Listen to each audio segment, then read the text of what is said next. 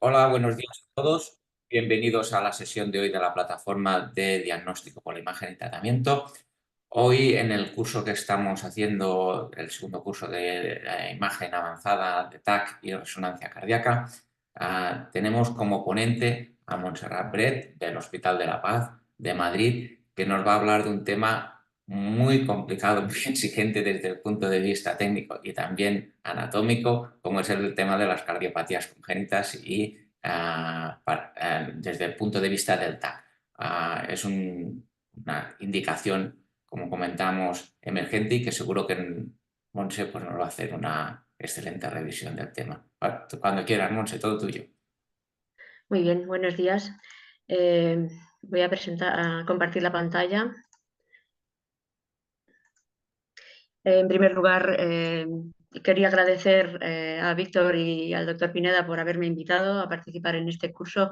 Para mí es un honor estar con todos vosotros. Como ya sabéis y ya ha dicho Víctor, voy a intentar decir un poco la utilidad del TC cardíaco en las cardiopatías congénitas. Como todos sabéis, estamos hablando de una población que es una población en aumento de pacientes adultos con cardiopatía congénita compleja, que tienen muchas cirugías, la mayoría de ellos, y que tienen intervenciones previas y que va a complicar mucho la forma de visualizar y de estudiar estas exploraciones, ¿no? Las diferentes modalidades de imagen avanzada que tenemos disponibles actualmente nos van a proporcionar una gran información anatómica, información hemodinámica cardíaca, también nos van a dar un gran diagnóstico y nos van a permitir una planificación muy detallada previa al procedimiento, bien sea quirúrgico, bien sea de cateterismo. También nos van a ayudar a determinar la necesidad y la frecuencia de seguimiento de estos pacientes, sobre todo dependiendo de la complejidad y de los hallazgos que nos vayamos encontrando. Como siempre, cuando estamos hablando de TC cardíaco, el hándicap más importante que tenemos que tener en cuenta es la dosis de radiación que reciben estos pacientes, puesto que son pacientes que van a recibir muchísimas exploraciones a lo largo de su vida y por lo tanto va a tener que darnos esa limitación del uso de esta técnica. Aunque bueno, vamos a ver que está cambiando este tema con los nuevos equipos que vamos a ir instalando en los hospitales. Toda esta gran cantidad de datos que vamos a obtener con las imágenes cardíacas pues nos va a dar una comprensión detallada de las fortalezas y de las limitaciones de cada técnica que podamos tener en cada hospital, y también nos va a pedir y a demandar un conocimiento profundo de las patologías y de las complicaciones que surgen tras la reparación quirúrgica. Por lo tanto, va a ser imprescindible más que nunca en este grupo de población un enfoque multidisciplinar para coordinar una atención especial para todos ellos. Voy a dividir la charla en dos grandes grupos para hablar de los principios físicos e indicaciones y técnicas de estudio, y una segunda parte para intentar explicaros, para mostrar la mayor cantidad posible de patologías, que yo creo que es la parte más apasionante de este tema desde mi punto de vista. Cuando hablamos del TC cardíaco, no es una cosa novedosa, sino que esto ya se empezó a tener un interés en esas estructuras que quedaban en medio del tórax y que hasta ese momento pues eran difíciles de valorar. En 1998, con la introducción de los equipos de 4 cortes, empezó la curiosidad por ver imágenes cardíacas. A partir de ahí ha sido todo una evolución tecnológica, un desarrollo de nuevos equipos, de nuevos dispositivos, y la práctica totalidad o la gran totalidad de mayoría de equipos que tenemos ahora en nuestros hospitales es de tercera generación, con un tubo rotatorio y una corona de detectores sincronizados. Los detectores pues, que pueden ir desde 64 a 320 detectores y que bueno, pues nos van a aportar una gran calidad de imagen.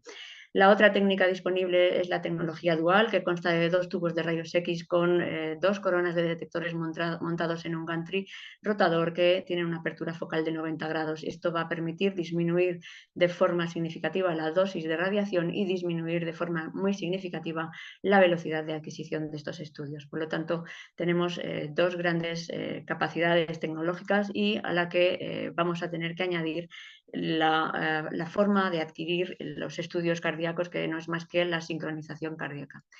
para evitar los movimientos del latido. Pues bien, la sincronización cardíaca la vamos a poder usar, como ya sabéis de todo el curso de cardiología, de dos grandes formas: la forma retrospectiva para sincronizar el corazón, en la que la dosis de radiación es muy elevada, pero los estudios, además de poder ver arterias coronarias y cavidades cardíacas, nos van a permitir hacer estudios funcionales y en los que podemos disminuir ligeramente la dosis de radiación cuando usamos la morfología, la forma de adquisición con modulación de dosis.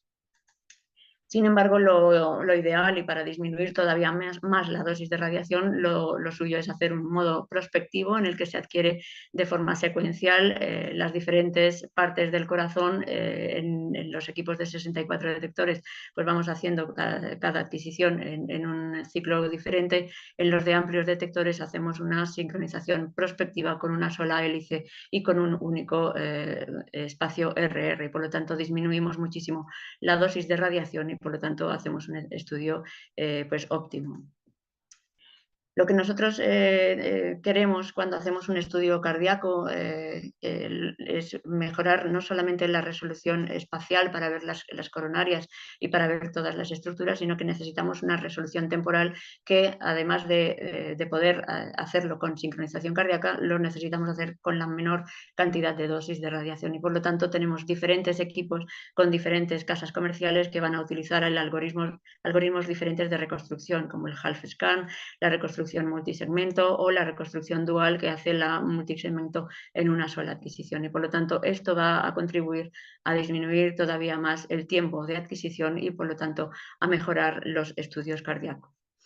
Pero cuando hablamos de lo que necesitamos para hacer un estudio cardíaco, sobre todo en congénitas, pues vamos a ver que nuestros pacientes van a tener frecuencias cardíacas muy elevadas, sobre todo cuando hablamos de niños pequeñitos, y esto nos exige una gran resolución temporal. También vamos a tener injertos, vamos a tener arritmias, vamos a tener un campo de visión amplio, como puede ser en los Fontan, y por lo tanto esto necesita una gran cobertura de exploración, y también vamos a necesitar una gran resolución espacial porque pues queremos ver la luz dentro del estén de un paciente que tiene un estén coronario, que tiene un estén en la aorta, y por lo tanto necesitamos una gran resolución espacial. Y esto nos va a exigir que los escáneres que nosotros queremos o necesitamos para hacer estos estudios necesitan una gran resolución espacial, temporal y longitudinal con la menor dosis de radiación posible. Todo esto esperamos que en un futuro la tecnología avance y va toda ella encaminada a los equipos de photon counting, en los que se ha visto que tienen una gran resolución espacial, tienen una gran resolución temporal con una dosis de radiación muy baja y una dosis de radiación mínima. E incluso en los neonatos y en los niños más chiquititos tienen una mayor resolución, mayor señal, ruido y contraste respecto a los equipos duales, que son los que actualmente tienen menos dosis de radiación. Por lo tanto, esta sería la técnica de futuro que, bueno, pues quizás tengamos la suerte, o algunos ya probablemente estemos jubilados, ¿no? Entonces, esa sería la historia. En cuanto a las indicaciones, pues ya hemos comentado al principio que, bueno, pues para hacer un uso racional y unificar las indicaciones y el control de gasto, que no lo contamos nunca, pero cuanto más técnica y más exploraciones hacemos a los pacientes, aumentamos el gasto sanitario. Se han hecho, como ya sabéis, guías clínicas de diagnóstico en cardiopatías congénitas. Cada X tiempo hay una revisión, una actualización para hacer una indicación de buena práctica médica, aunque, bueno, pues no siempre estas indicaciones son aplicables en todos los centros y en todas las situaciones clínicas, y por lo tanto la realidad diaria es que la cardio-TC es cada vez más utilizada en pacientes con cardiopatías congénitas porque tiene mejores prestaciones técnicas, tiene mayor disponibilidad que la resonancia magnética y muy poquitas contraindicaciones, y por lo tanto esto lo hace una técnica ideal para estos pacientes.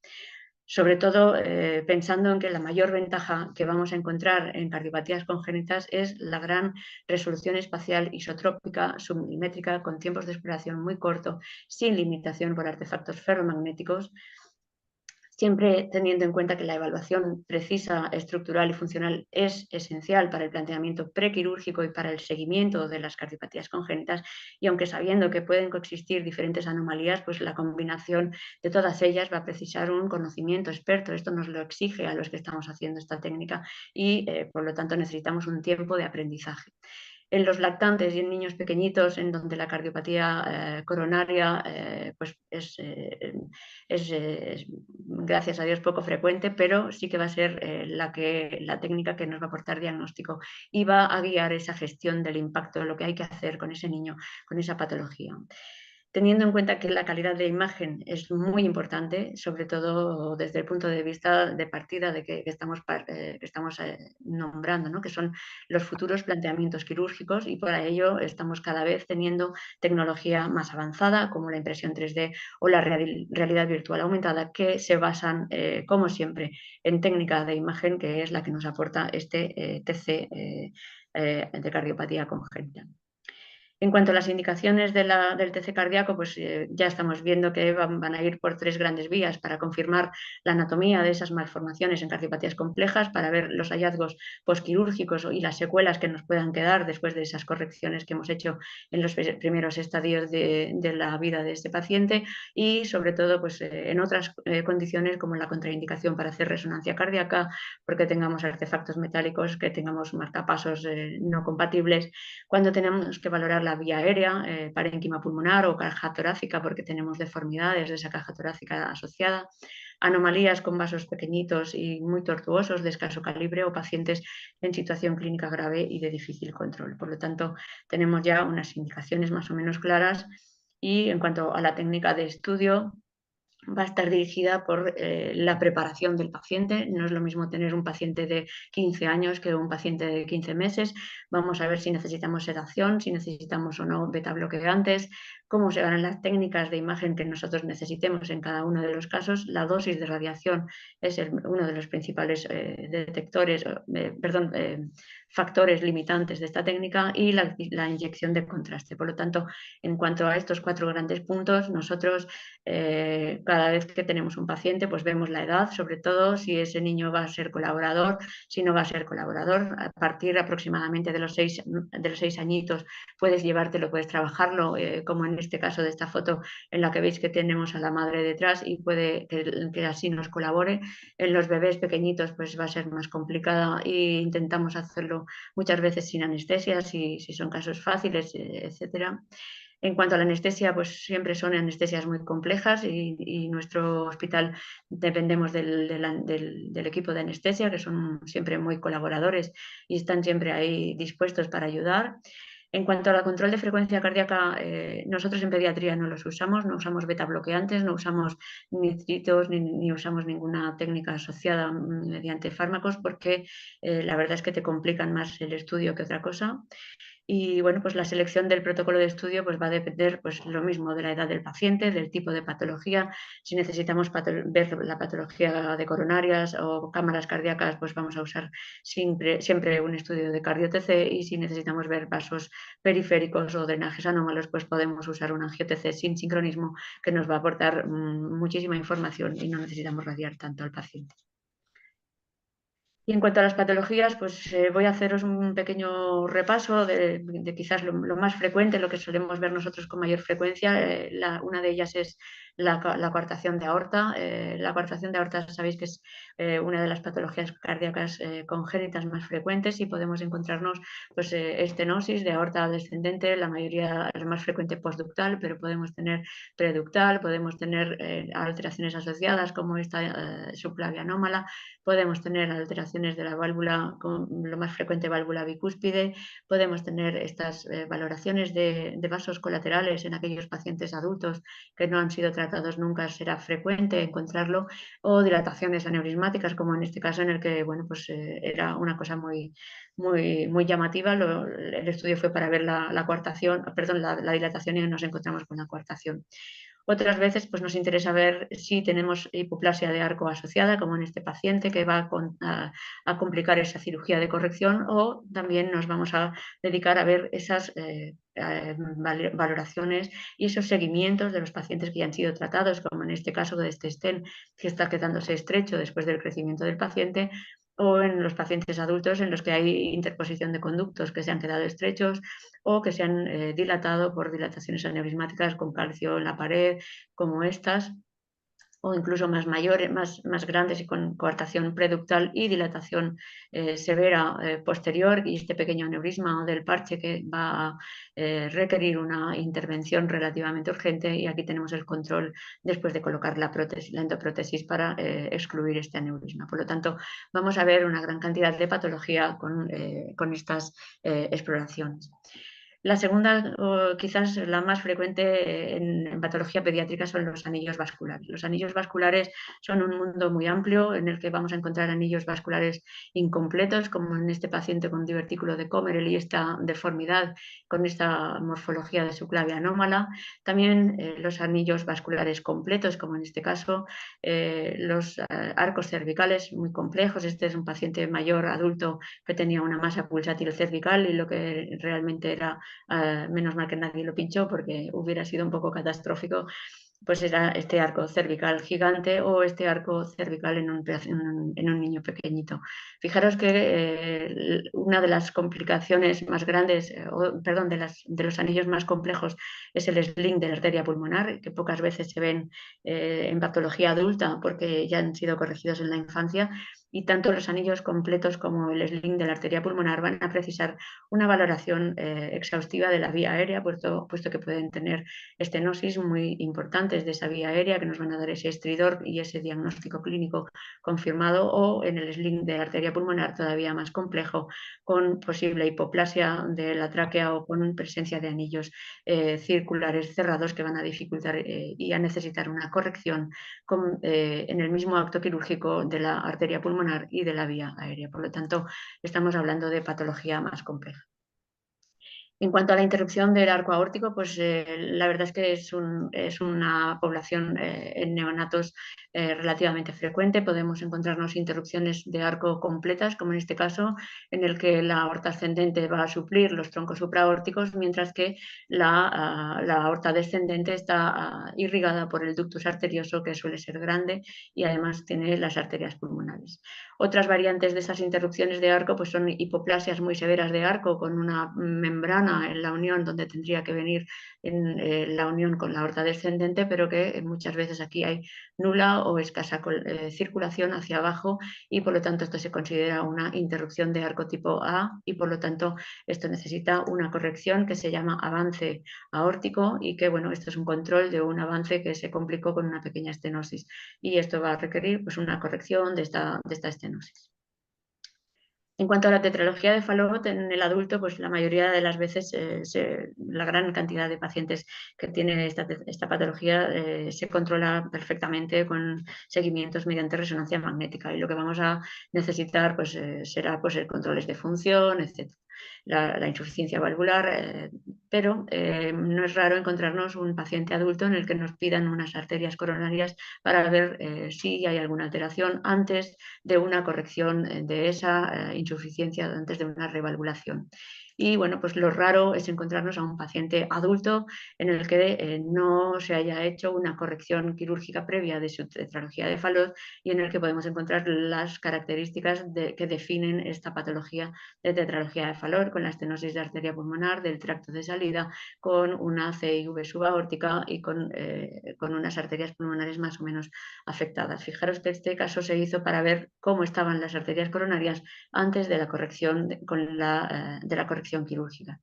Lo mismo sucede en los niños pequeñitos, en los bebés, en los que hay que hacer esa corrección quirúrgica, pero por lo que sea el ecocardiografista pues no le gusta cómo son esas arterias coronarias, ven un flujo raro y nos piden el escáner para descartar patología coronaria, y como en este caso que tenemos un doble sistema de arteria descendente anterior, y por lo tanto esto va a complicar la ampliación del tracto de salida del ventrículo derecho, y por lo tanto va a modificar esa técnica quirúrgica posterior.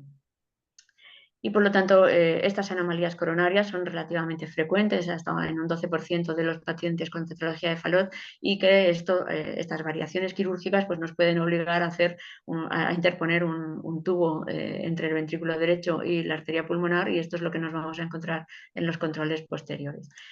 Otras veces, como en este caso, que no se hizo una interposición de conducto, pero esta anomalía coronaria sí que va a dificultar esa revalvulación y esa ampliación del tracto de salida en esta localización y por lo tanto vamos a tener que modificar esa técnica quirúrgica, puesto que este paso de arteria coronaria nos lo va a impedir. Y no olvidemos que estos pacientes tienen o pueden tener más patología, como en este caso que este tenía una estenosis del tracto de salida por una válvula con una membrana aquí en esta localización que dificultaba la salida. O en este otro caso, pendientes de revalvulación en el que esta arteria conal prominente va a dificultar la cirugía y por lo tanto habrá que pensar en otras técnicas alternativas como la colocación mediante intervencionismo, como en este paciente en el que hemos colocado una válvula protésica biológica montada en un stent y que esta prótesis ha producido una disminución del calibre, una compresión del tronco coronario izquierdo y por lo tanto puede tener consecuencias posteriormente. En cuanto a los vasos pequeñitos y tortuosos, el que se lleva la medalla es, de ganador es los TOF-like, es decir, los pseudotruncus o las atresias pulmonares con CIV, como en estos pacientes que os mostramos, porque hay que ver si tienen o no presencia de sexto arco, si tienen ramas pulmonares definidas y si esas ramas pulmonares están irrigadas, como en este caso, con un solo ductus arterioso, o por el contrario, esas ramas, como en este otro paciente, tenemos aquí las ramas, tenemos un sexto arco muy hipoplásico, pero tenemos colaterales que vienen de aorta descendente que van a contribuir a la irrigación de esa arteria, de ese tronco pulmonar. Por lo tanto, vamos a necesitar hacer un mapa vascular preciso de las colaterales, número de colaterales, morfología, cantidad, por dónde salen, dónde se originan, si es en tronco supraórtico, si es en arteria aorta, si es descendente, si es encallado. Y bueno, pues otras veces, como en este caso, pues nos encontraremos más cosas, ¿no? Es un arco aórtico derecho, nos vamos a encontrar una arteria subclavia anómala que nos va a dar lugar a esta colateral, tenemos otra colateral por aquí, otra aquí y otra aquí, con unas ramas intraparenquimatosas relativamente buenas. Esto es importante definirlo porque nos va a permitir el tratamiento posterior. En este caso hicimos una técnica híbrida con una cirugía de unificación de esas colaterales con una interposición de tubo protésico en esta localización, pero hemos embolizado estas colaterales que teníamos viniendo de venas de troncos supraórticos, de aorta descendente, y lo que nos encontramos es con este tubo de unificación hacia ventrículo derecho, arteria pulmonar izquierda, arteria pulmonar derecha con un pequeño stent, con la mala suerte de que tenía una pequeña fuga en la unión del tubo con el ventrículo derecho. Es una fuga contenida que se fue controlando mediante ecografía y no hubo necesidad de volver a operar y se fue disminuyendo progresivamente. En cuanto a los conductos que tenemos interpuestos entre arteria pulmonar, entre arterias pulmonares y ventrículo derechos, pues lo que nos vamos a encontrar en pacientes ya más mayores y adultos, pues son las consecuencias de esos conductos, es decir, una calcificación, una endotelización, otras veces vemos unas roturas parciales, un colapso, una codadura que disminuye en el calibre de la luz de esa arteria pulmonar y por lo tanto un aumento de la presión del ventrículo derecho y esto va a modificar ese tratamiento.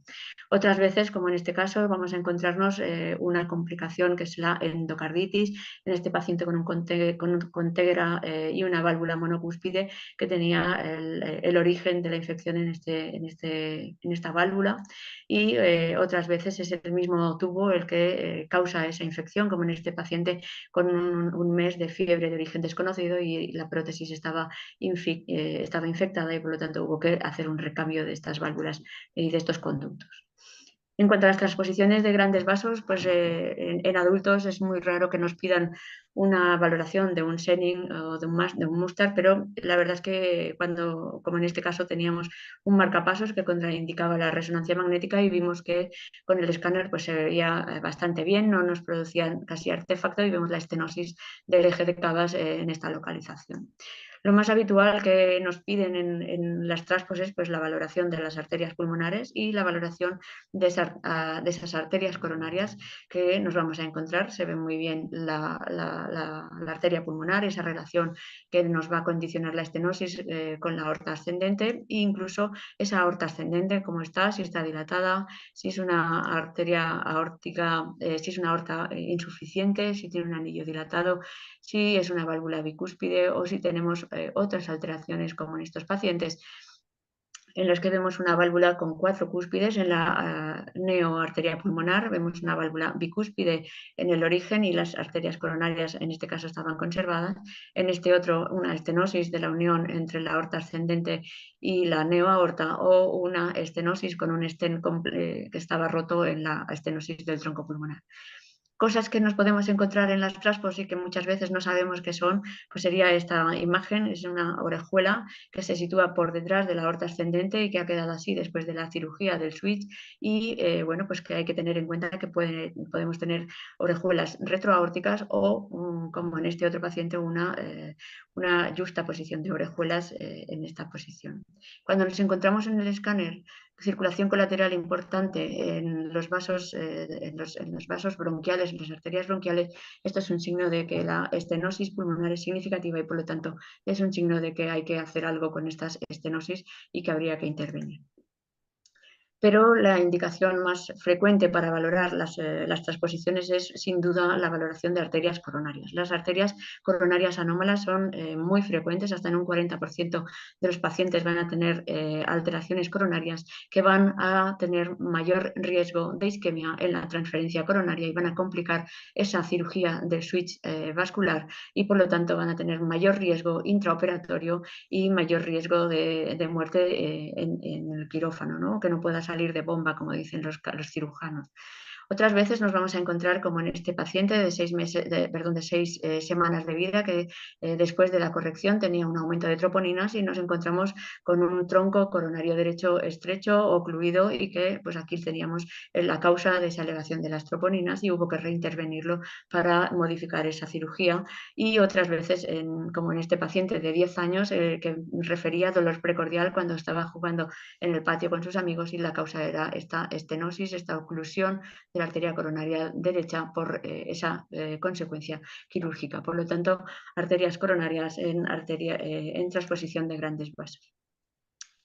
En cuanto a la técnica de Roscoe, ¿no? Además de esa transferencia coronaria que hemos visto en las TRASPOS, que puede tener sus complicaciones porque tenemos una neoaorta a partir de la arteria pulmonar y una interposición de conducto de ventrículo derecho a arterias pulmonares, nos podemos encontrar otro tipo de patologías, como en este caso, en el que vamos a encontrarnos un drenaje venoso pulmonar anómalo parcial del lóbulo superior derecho que va de forma supracardíaca enroscando a la arteria pulmonar y que va a drenar a la vena innominada, pero además tenemos aquí una estenosis de la vena pulmonar inferior que va a complicar mucho el drenaje de este emitórax y por lo tanto va a dar lugar a esa clínica de hipertensión asociada.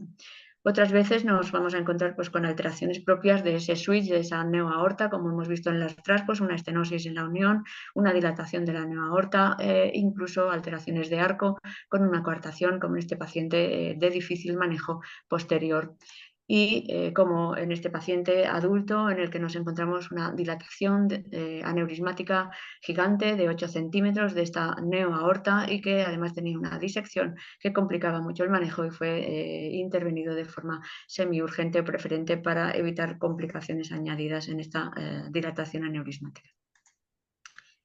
En cuanto al truncus arterioso, como todos sabéis, es el origen conjunto de la salida, es un tronco único de la salida ventrículo arterial y por lo tanto vamos a tener una única válvula en esa localización y ese tronco único con un tipo 1 en el que este tronco común se divide en un tronco pulmonar y en una aorta ascendente, pero con una única válvula ventrículo arterial y de aquí van a salir las arterias pulmonares. En el tipo 2 este tronco es común de forma forma conjunta hasta la forma distal, en donde se originan en un único ostium las dos arterias pulmonares, y que bueno, pues podemos tener otras patologías asociadas como las arterias coronarias, que al tener ese tronco común pueden salir de cualquier localización de este tronco.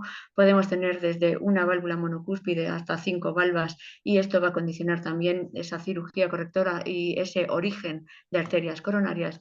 Y otras veces podemos encontrar pues truncus de tipo 3, como en este caso en el que las arterias pulmonares nacen de la aorta ascendente de forma independiente.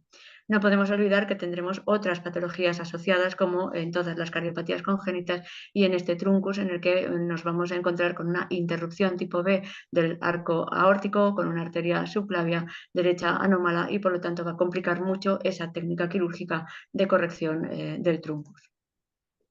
Otras veces estamos encantados con nuestro diagnóstico, hemos hecho nuestra reconstrucción, fíjate que hemos podido ver hasta cómo late y cómo se mueve ese corazón, pero viene el cirujano y nos dice, no, pero es que esto no es lo que yo veo en el quirófano. Lo que yo veo en el quirófano está puesto de otro lado, porque yo estoy a su derecha y lo veo todo cambiado, y esto no me sirve porque no me oriento. Y entonces pues viene el radiólogo y le dice, no te preocupes, yo te lo pongo para que tú puedas entender lo que vayas a encontrarte luego en el quirófano. Y por lo tanto nuestra técnica nos da esa capacidad de poder mover, de poder jugar con estas cosas para poder dar la mayor información, y que el médico que se tenga que encargar, el cirujano que se tenga que encargar de esta corrección, pueda entender lo que nosotros le decimos. En cuanto a la patología compleja, pues no hay que decir mucho cuando estamos viendo estos cables en este Fontan fracasado de otra comunidad. Se nos pedía descartar trombosis del Fontan y trombosis del Glen. Aquí vamos pelando progresivamente, nos vamos aclarando con la anatomía y vemos que tenemos un situs inverso, un Glen izquierdo permeable, pero un Glen derecho trombosado con circulación colateral, y un Fontan permeable. Por lo tanto, tenemos una adecuada vascularización relativa del lado izquierdo. Y dos palabras en cuanto a los neonatos, porque yo creo que los neonatos son el área más difícil de diagnóstico por el pequeño tamaño del paciente, que nos exige mayor resolución espacial, la elevada frecuencia cardíaca, que nos va a exigir una mayor resolución temporal, y son pacientes de difícil manejo, de alta complejidad clínica, y que bueno, pues es donde hay que reducir todavía más la dosis de radiación, donde hay que tener más cuidado, ¿no? En este grupo de pacientes pues nos podemos encontrar de todo, nos podemos encontrar arcos y anillos vasculares totalmente difíciles de valorar, imposibles de describir. Nos vamos a encontrar drenajes venosos pulmonares anómalos, como en este caso urgentes, porque son estrechos, infradiafragmático, y en el que podemos encontrarnos una atresia de esta arteria pulmonar, y por lo tanto todavía mayor urgencia quirúrgica. En este otro caso estamos viendo un paciente con hipertensión pulmonar, con una displasia broncopulmonar muy severa, pero que nos piden valorar las venas pulmonares para ver si se pueden dilatar, y aquí encontramos esta estenosis de esta vena pulmonar, que va a facilitar mucho ese cateterismo posterior, como hablábamos al principio de la charla. Otras veces lo más difícil todavía es ver esa arteria coronaria en ese paciente neonato, como este con una miocardiopatía dilatada, en el que querían descartar la causa, que no fuese una anomalía coronaria. En este caso fue normal, por lo tanto buscamos otras causas, o como en este caso en el que teníamos una modificación del alcapa, en el que la arteria coronaria derecha nacía del tracto de salida del ventrículo derecho. Anomalías complejas, pues como en este caso, drenaje venoso pulmonar anómalo mixto, en el que vemos un drenaje de las venas inferiores y del lado izquierdo a la aurícula derecha, y un drenaje parcial del lóbulo superior a la vena cava superior, pero más cosas asociadas, una CIA tipo seno venoso inferior, que son muy raras y muy escasas de ver. Por lo tanto, tenemos que conocer todo ese tipo de patología. Y en cuanto a técnicas de terapéutica, pues vemos esta técnica quirúrgica en un paciente con ventrículo izquierdo hipoplásico. Fijaros la hipoplasia de la aorta ascendente, pero aquí hemos hecho un banding de la arteria pulmonar derecha, un banding en la arteria pulmonar izquierda, y mediante cateterismo hemos colocado un stent en el ductus arterioso para evitar que se cierre y permita que el niño crezca y tenga un peso adecuado antes de poder realizar una corrección tipo Norwood, que sería la definitiva. Dos palabras en cuanto a la tecnología nueva que se nos está introduciendo en todos los hospitales. Cada vez tenemos más laboratorios de impresión de imagen, de elaboración de imagen 3D, en los que, bueno, pues realmente en cardiopatías la estamos dedicando a la valoración prequirúrgica y a la educación de estas nuevas generaciones para que tengan una idea del tamaño, para hacer pruebas previas al tratamiento endoscópico y, bueno, pues vamos a poder ver que no solamente tenemos novedades en cuanto a la técnica del escáner, sino que tenemos novedades tecnológicas en todas las plataformas, desde el escáner hasta el digital, y por lo tanto habrá que ver si la novedad nos va a dar lugar a esa necesidad de hacer una buena selección de los protocolos, una buena selección de esa adquisición de la imagen. Vamos a necesitar adecuar esas solicitudes para esa educación, para esa práctica prequirúrgica, para ver qué es lo que realmente necesitamos en cada paciente. Por lo tanto, para concluir, vamos a decir que aunque la técnica ideal de primer paso sigue siendo la ecocardiografía transtorácica, pues la ATC cardíaca pues, sigue siendo o ha emergido como una técnica habitual en nuestro medio y por lo tanto necesitamos conocer su manejo y sus indicaciones.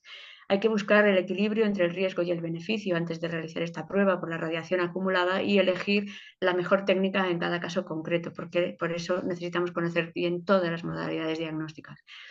Es probable que los avances en las técnicas de imagen cardíaca encuentren una rápida aplicación en los pacientes con cardiopatías congénitas, pero vamos a necesitar estrategias para evaluar ese valor clínico que se necesita y esos recursos que vamos a estar gastando para la capacitación antes de su implementación de forma generalizada en todos los ámbitos.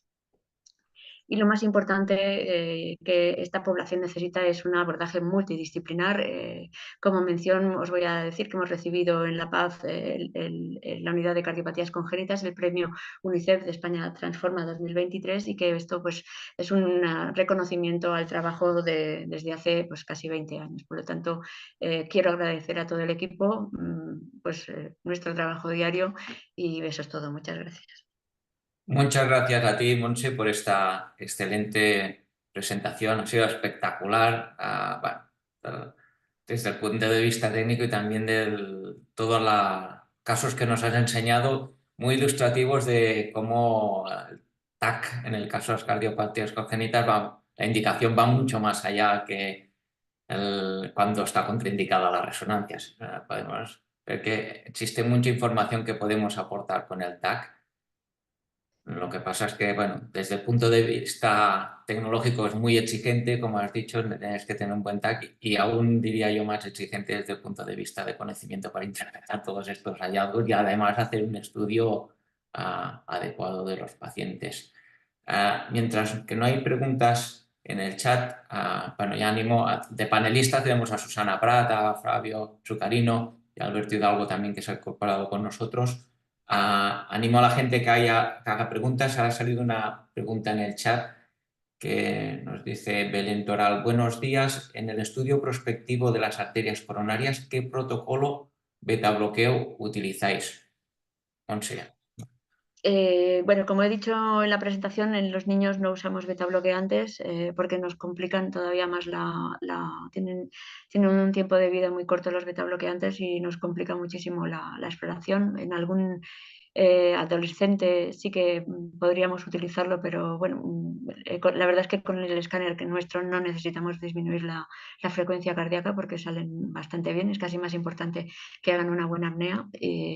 Y tampoco en los niños usamos los nítricos sublinguales. En algún adulto sí que se puede usar el nítrico sublingual, pero como ya he dicho, estos pacientes son muy complejos, no sabemos muy bien cómo vienen de la consulta, no sabemos muy bien qué clínica van a tener o cómo van a reaccionar a esta medicación adicional a la suya que ya están teniendo, que traen de su casa y por lo tanto nos estamos metiendo en un berenjenal bastante importante, ¿no? Entonces, yo la verdad es que no lo necesito.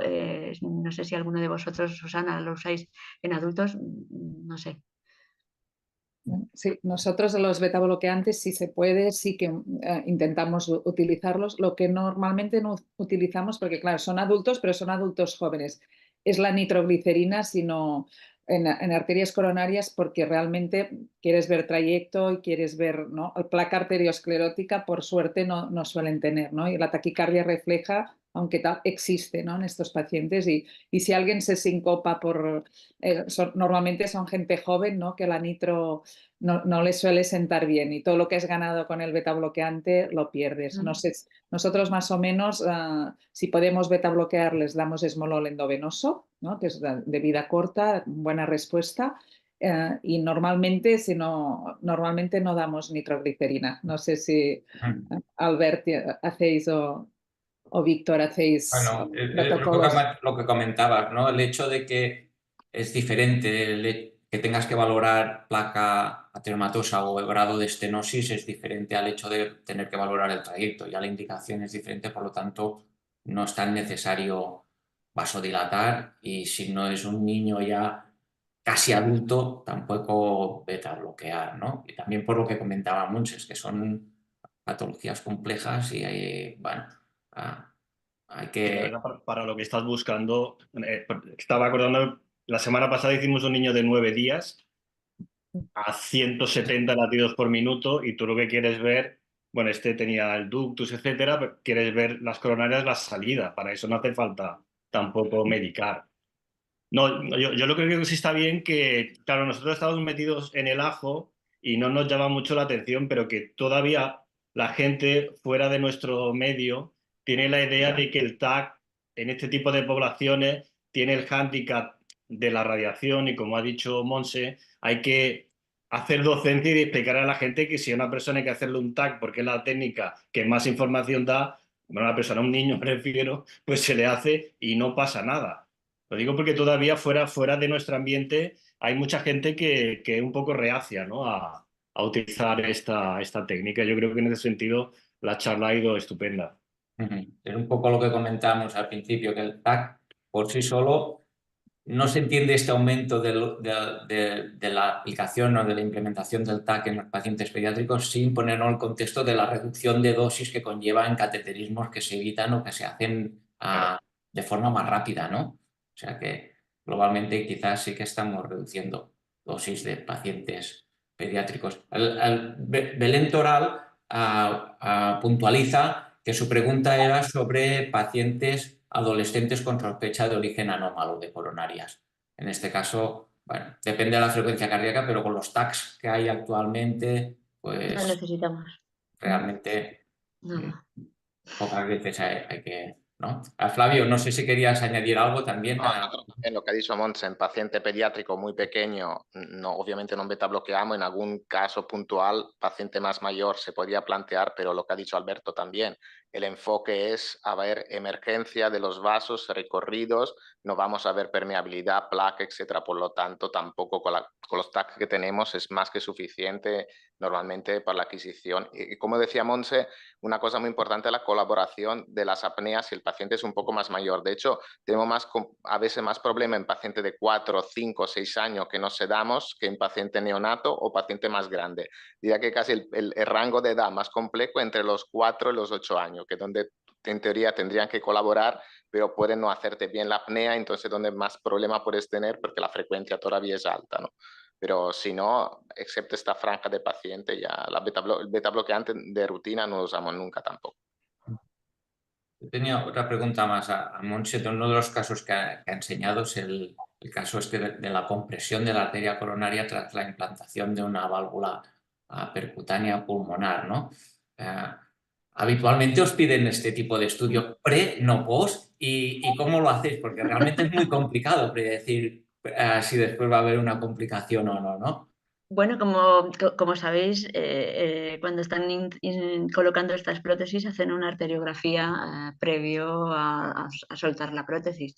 La verdad es que este caso es una curiosidad porque es ya de unos años atrás cuando se estaba empezando a hacer esta técnica de las prótesis valvulares y bueno, la verdad es que no se puede descartar, no nos podemos olvidar de ese riesgo, ¿no? Porque aunque cuando están en el CATE lo dejan bien y resulta que no hay ninguna compresión, pues siempre puede tener una dilatación progresiva de esa aorta ascendente, puede moverse la prótesis, puede tener otro tipo de complicaciones, y la compresión de la coronaria no hay que descartarla, siempre está ahí, es como una especie de cosa que hay que tenerla presente cuando estamos manejando estos pacientes. Entonces, más que no es habitual, es una curiosidad, pero bueno, no se puede descartar, ¿no?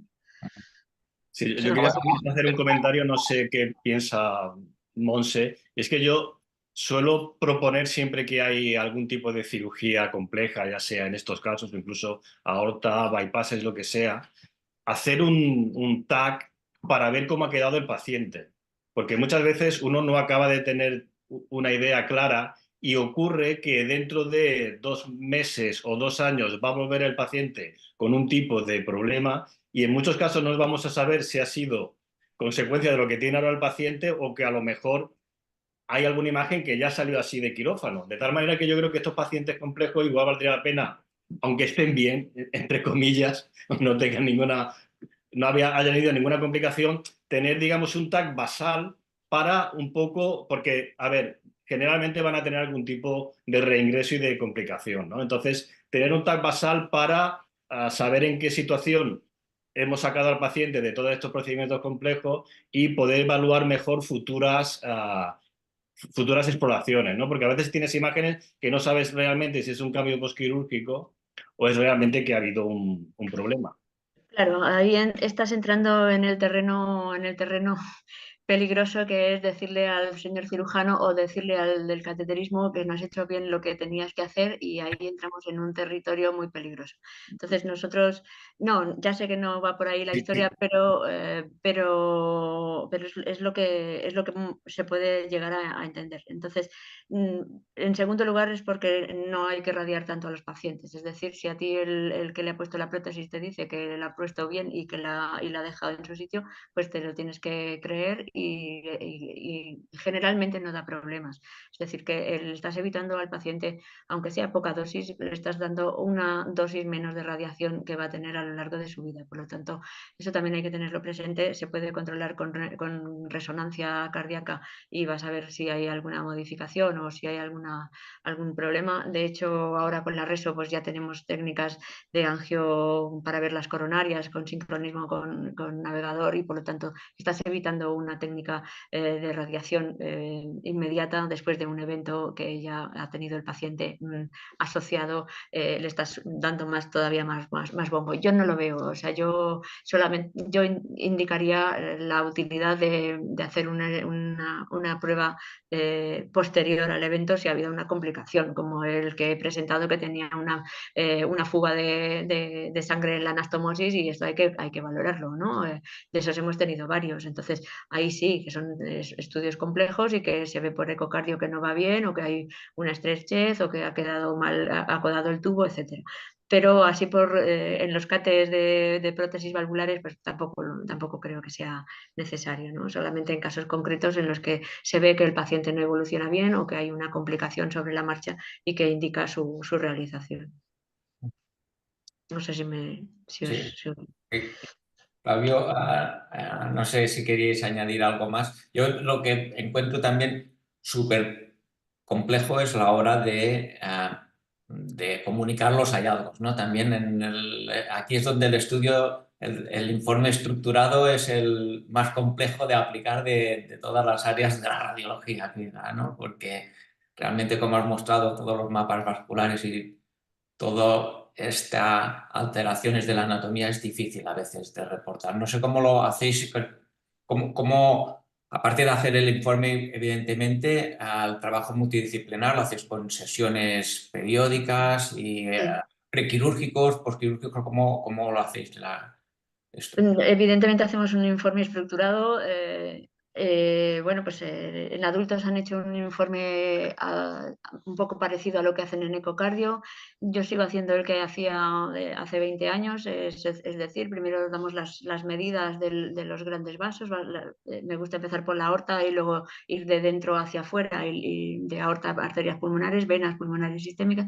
Luego pues le das un poco los hallazgos adicionales, y tampoco se trata de hacer informes de 3 hojas, es decir, que tienes que ser aprender a sintetizar, aprender a hacer las cosas relativamente escuetas poniendo todo. Eso yo creo que se adquiere con los años, ¿no? No hay una fórmula ideal en la que tú puedas decir esto se hace así o así. Cada uno tenemos nuestra forma de expresarnos y asegurarte de que lo tienes que poner todo.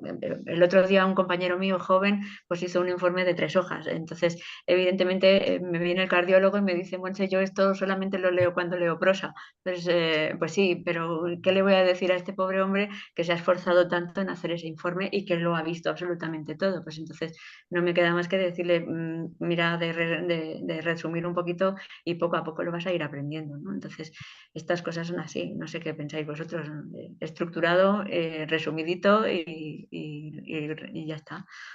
Es un reto más de la patología A congénita. mí Sí. hay una cosa curiosa que me gusta en las atresias pulmonares, es poner un esquema, porque los cardiólogos es lo primero que hacen, es poner un esquema dibujado a mano y cirujano, ¿no? Hacen su aorta, sus tal, he puesto uno en la charla para ver de dónde vienen las ramas, cuántas hay, dónde se comunican, hacia dónde va, hacia qué lóbulo va cada rama, y eso sí me gusta hacerlo porque luego es lo que van a sacar en la sesión clínica y es lo que a ellos les interesa saber. Al del CATE, pues tengo una primera, una segunda, una tercera rama, me tengo que meter por aquí, me tengo que meter por allá, ¿no? Eso es la única curiosidad. Estamos ya casi fuera de tiempo. Si queréis añadir algo más, Susana, Flavio. Felicitar a Montse por la sesión, que ha sido excelente, ha tocado todos los puntos y la verdad que ha sido muy bien explicado todo y la verdad que es un reto, el informe, la lectura, el diagnóstico, pero bueno, muy interesante este campo y pienso que el TAC aquí estará en desarrollo en los próximos años como una técnica ganadora, seguro. Es felicitar también a Montse y a su equipo por el premio, porque como ha dicho, esto es un trabajo, ¿no?, en equipo, en esta patología aún más, ¿no?, porque todos aprendemos unos de otros, ¿no?, y esto es muy importante porque, ¿no?, ya la patología en sí, y bueno, felicitaros por este premio que es ¿no?, el resumen de vuestro trabajo de muchos años. Sí. Felicitaciones. Muchas gracias. Muchas gracias. Pues con esto ya concluimos. No sé, Alberto, si querías añadir algo más para concluir. Pues ya está lo mismo, ¿no? O sea, felicitar a Montse y agradecerle este tipo de charlas que yo creo que son necesarias porque son temas que normalmente no son rutinarios excepto en determinados hospitales. No, y además es complicado que alguien te lo explique con la claridad, con lo que le ha hecho Montse y yendo a los puntos más importantes. Como decía, no solo hay que saber sintetizar cuando haces un informe en este tipo de patología compleja, sino también cuando enseñas cómo hay que hacerla, ¿no? Que realmente lo ha hecho fantástico. Pues sin más, despedimos la sesión de hoy y os esperamos todos a la sesión de mañana. Que vaya bien y que tengáis un buen día. Muchas gracias a todos. Muchas gracias. Gracias. Muchas gracias. Días. Hasta luego. Adiós.